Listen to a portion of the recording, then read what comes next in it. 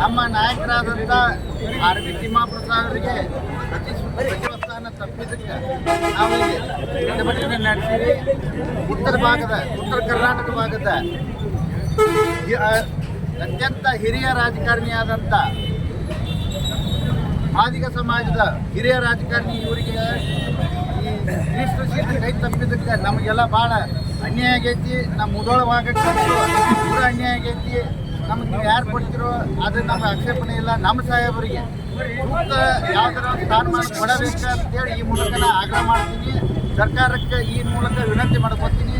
ನಮ್ಮ ನಾಯಕರು ಅತ್ಯಂತ ಹಿರಿಯ ರಾಜಕಾರಣಿಗಳು ಇಲ್ಲಿ ಈ ಉತ್ತರ ಭಾಗಕ್ಕೆ ಯಾವ್ಯಾವ ರೀತಿ ಅವರು ಅನುಕೂಲ ಮಾಡಿಕೊಟ್ಟಾರೋ, ಈ ನಿರಾಶ್ರಿತರಿಗೆ ಎಕರೆಗೆ ಈ ಥರ ಅತ್ಯಂತ ಕೆಲಸ ಮಾಡ್ಯಾರ. 24 ತಾಸು ನೀರಿನ ವ್ಯವಸ್ಥೆ ಮಾಡಾಕತ್ತಾರು.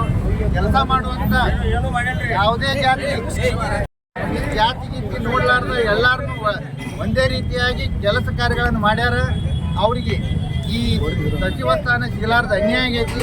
ಈ ಸರ್ಕಾರಕ್ಕೆ ನಾವು ಈ ಮೂಲಕ ಪ್ರತಿಭಟನೆ ಮೂಲಕ ಆಗ್ರಹ ಮಾಡತ್ತೀವಿ. ಸೂಕ್ತ ಸ್ಥಾನಮಾನ ಕೊಡಲೇಬೇಕು. ಅಲ್ಲಿವರೆಗೆ ನಾವು ಹೋರಾಟ ಮಾಡ್ತೀವಿ. ಎಲ್ಲಿ ಬೆಂಗಳೂರಿಗೆ ಸಾಹೇಬ್ರು ಬಾ ಅಂದರೂ ಬೆಂಗಳೂರಿಗೆ ಬಂದು ಅಲ್ಲಿ ಪ್ರತಿಭಟನೆ ಮಾಡ್ತೀವಿ.